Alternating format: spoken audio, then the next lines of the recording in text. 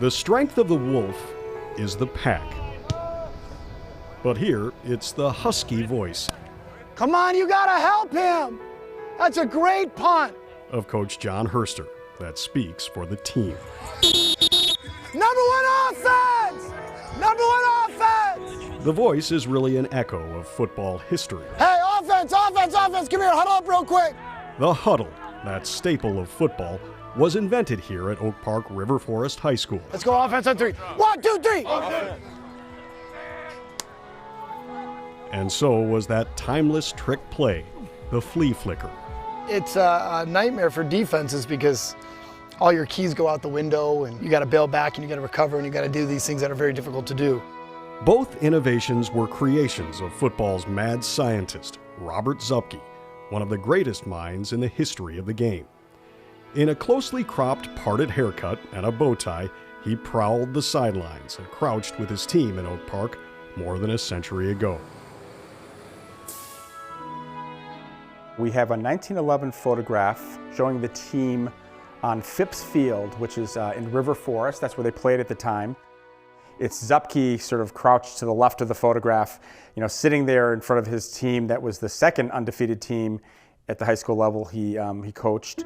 Zuppke is a German-born, Milwaukee-raised basketball player who became a football genius, landing at OPRF High School in 1910. Oak Park River Forest High School hired him to be athletic director, a history teacher, and the new football coach.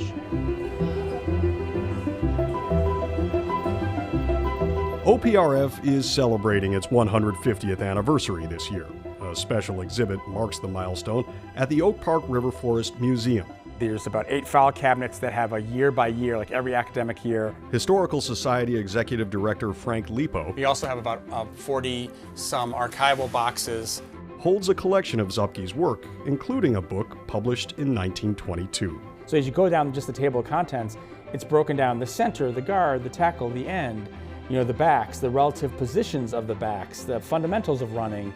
It's an early blueprint for football strategy. All of these different facets of the game. Over 3 seasons at the high school, Zuppke's teams went undefeated.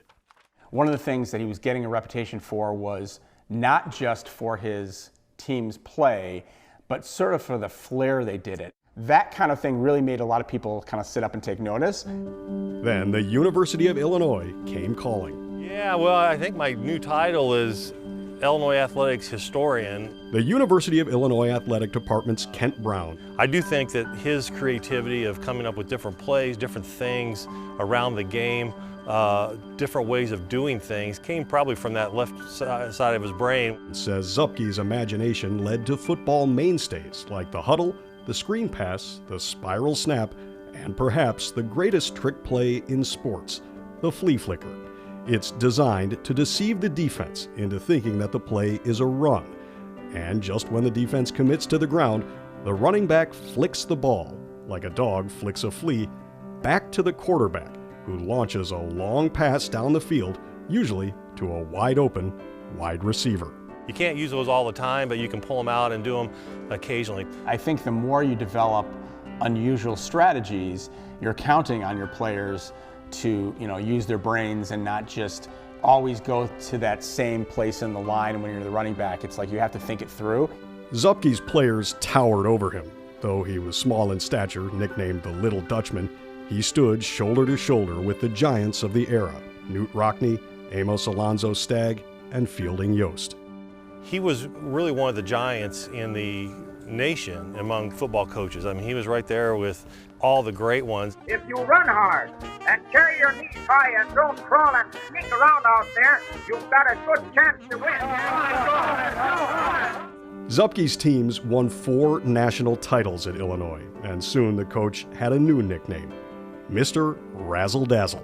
4 national titles, 7 Big Ten championships. In that era, that 14 to 27, right, in 13 years, that's a pretty impressive run that they had here. In the post-Zuppke era, Illinois football won the national title just once more in 1951. In the 72 years since, the program has had its ups and downs and is now working to build its next great team. He was instrumental in the fundraising effort to build Memorial Stadium. Today, the football field there bears his name, along with a plaque celebrating his philosophical football maxims known as Zupkeisms, like, "Never let hope elude you. That's life's biggest fumble." You're in the University of Illinois Archives in Urbana-Champaign. But deep in the University of Illinois archives, among a collection of photos and writings, interim archivist Joanne Kazmarek finds the image of a coach focused only on football doesn't show the whole picture. Zupke was also a prolific painter. And on the other side of him is this artistic expression that he felt like his whole life he couldn't do enough of.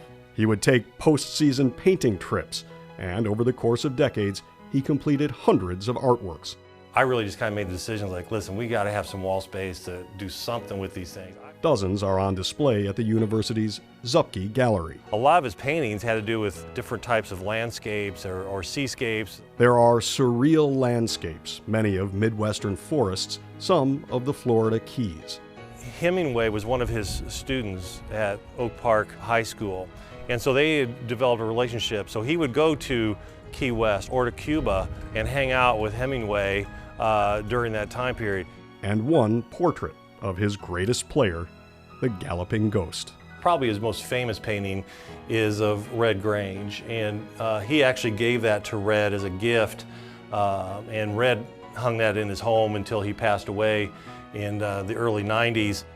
A thread of creativity binds his playbook with his paintings. Still, the seeming contradiction of a football coach who also loved the fine arts baffled some. He writes, "Although I have been painting for many years, there are still people who seem to be surprised that a football coach should be interested in what seems to them an avocation far removed from football.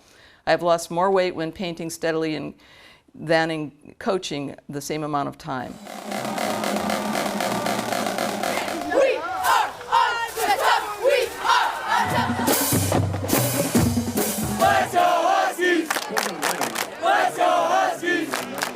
And back at OPRF High School, Gain of 5 on the play, 4th and 2.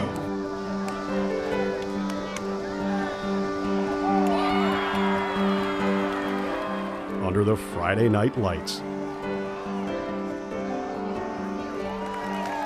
A football team in blue and orange connects the community to the black and white photos of a century ago.